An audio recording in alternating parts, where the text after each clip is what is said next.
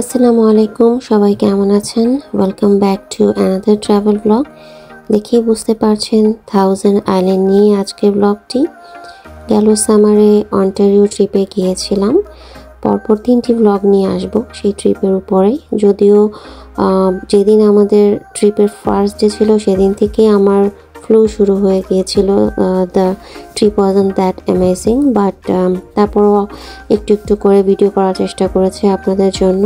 তো ফার্স্টে কিছু হাইলাইটস দিয়ে দিলাম।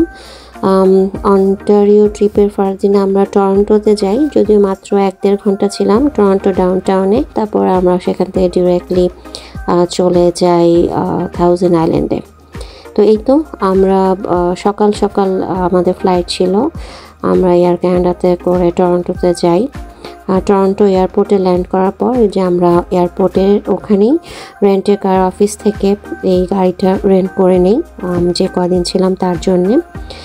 এটা একটা ইলেকট্রিক কার, সাহির পিক করেছে। তো এই তো আমরা রেন্টে কার করে এয়ারপোর্ট থেকে টরন্টো ডাউনটাউনের দিকে যাচ্ছি বেসিক্যালি, কারণ টরন্টো যে এয়ারপোর্ট সেটা কিন্তু মেইন টরন্টোতে না। তো সেখান থেকে আমরা ডাউনটাউনের দিকে যাচ্ছি। এটা হচ্ছে এয়ারপোর্ট টু টরন্টো ডাউনটাউনে ঢোকার মেইন হাইওয়ে।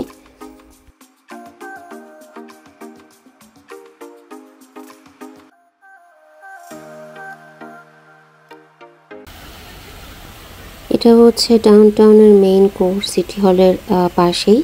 এখানে জাস্ট হাফ অ্যান আওয়ারের মতো ছিলাম। আমার তখন প্রচণ্ড ফ্লু, কোনো রকম জাস্ট কিছু ছবি তুললাম, একটু ভিডিও করলাম, তারপর লাঞ্চ করে আমরা থাউজেন্ড আইল্যান্ডের দিকে রওনা হয়ে যাই। আমরা টরন্টোতে স্টে করি না সেই দিন, যদিও প্ল্যান ছিল যে কিছুক্ষণ ঘুরবো, কিন্তু উপায় ছিল না শরীর খারাপের জন্য। তারপর চলে গেলাম থাউজেন্ড আইল্যান্ড।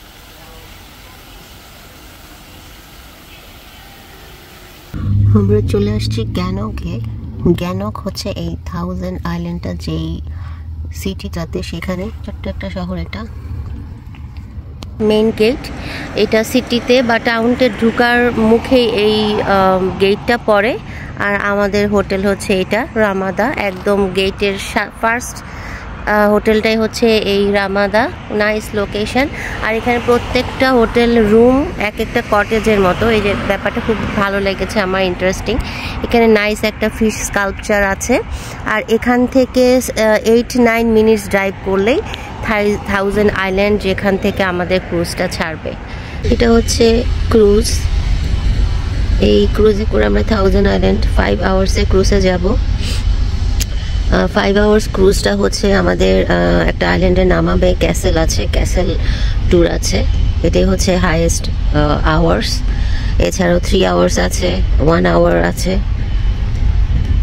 সকাল 9:30 থেকে শুরু হবে, এখন অলরেডি 9:15 বাজে। আর এই যে এটা হচ্ছে সেই গ্যানক সিটির, এখান থেকে ক্রুজটা ছাড়বে।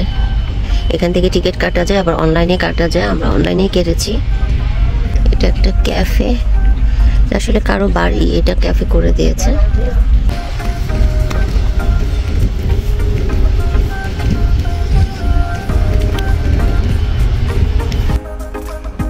ক্রুজে মোটামুটি লোকজন উঠে গিয়েছে ততক্ষণে।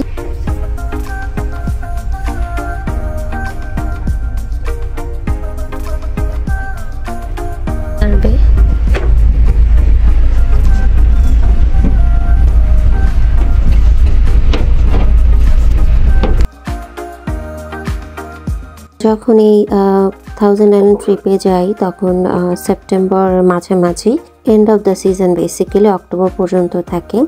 তারপরও লোকজন মোটামুটি ছিল। ওয়েদারটা খুবই সুন্দর ছিল, আসলে গরমই ছিল কম্পেয়ার টু আমাদের অ্যালবার্টার তুলনায় ওই সময়টায়। ক্যানাডার সেন্ট লরেন্স রিভার এবং আমেরিকার নিউ ইয়র্কের কাছাকাছি একটি অংশে অবস্থিত এই থাউজেন্ড আইল্যান্ড। থাউজেন্ড আইল্যান্ডের মেজরিটি অংশই কিন্তু ইউএস পার্টে, ক্যানাডার অংশ অনেকটুকুই কম। তো যারা জাস্ট ক্রুজের মধ্যে স্টে করবে, they don't need passport. But আমরা যারা 5 আওয়ার্সের ট্রিপে গিয়েছিলাম, সেটা একটা ক্যাসেল ট্যুরও আছে। তো ওখানে যেহেতু ল্যান্ড করতে হয়, তো তখন ক্যানাডিয়ান পাসপোর্টের প্রয়োজন আছে। বাট কেউ যদি ল্যান্ড না করে, শুধুমাত্র ক্রুজের মধ্যেই থাকে, তাহলে আর তার জন্য আলাদা করে পাসপোর্টের দরকার হয় না। আপনারা দেখতে পাচ্ছেন যে ছোট ছোট ল্যান্ড দেখা যাচ্ছে। এই 1000 আইল্যান্ড বৈশিষ্ট্যটা আমরা অনেকেই জানি, যারা জানি না তাদের জন্য যে ছোট ল্যান্ডের মধ্যে একটা হাউস। তো ছোট বড় মিলে এখানে অনেকগুলো আইল্যান্ড আছে, যদিও এর নাম 1000 আইল্যান্ড, কিন্তু এখানে 1864 আইল্যান্ড আছে। আর একটা আইল্যান্ড কনসিডার করা হয় যদি সেখানে একটা হাউস এবং একটা করে ট্রি থাকে।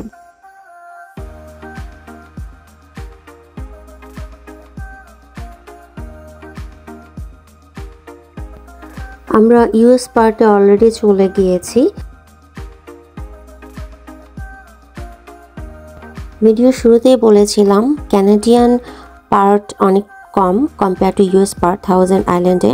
আর যেই আইল্যান্ডগুলো তার মধ্যে হাউস আছে, এক একটা আইল্যান্ড যেগুলো সাইজে বড়, সেখানে পুরো একটা কমিউনিটির মতোই।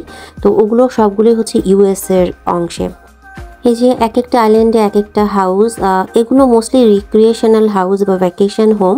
এখানে সামারে লোকজন যাদের নিজস্ব প্রপার্টি আছে তারা সেখানে ভ্যাকেশন করতে আসে।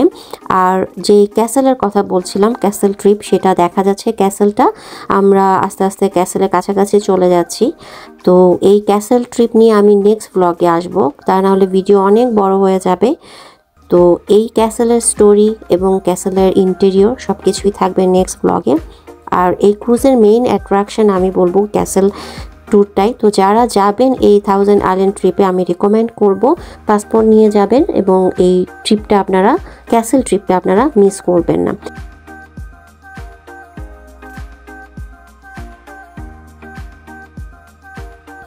দূর থেকে ক্রুজের থেকে আমরা ক্যাসেলটা দেখতে পাচ্ছিলাম।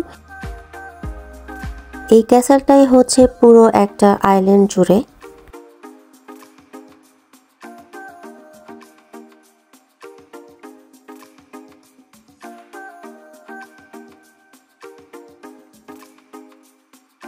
আমাদের ক্রুজটি গিয়ে ল্যান্ড করে এই ক্যাসেলেরই একটা কর্নারে, যেখানে ইউএস কাস্টমস অ্যান্ড বর্ডারের অফিস আছে। এখানেই সবাইকে পাসপোর্ট শো করে ইমিগ্রেশন নিয়ে দেন আমরা ইউএসের মাটিতে পা দিতে পারি। আর তারপর থেকেই বেসিক্যালি ক্যাসেল ট্যুরটা শুরু হয়ে যায়।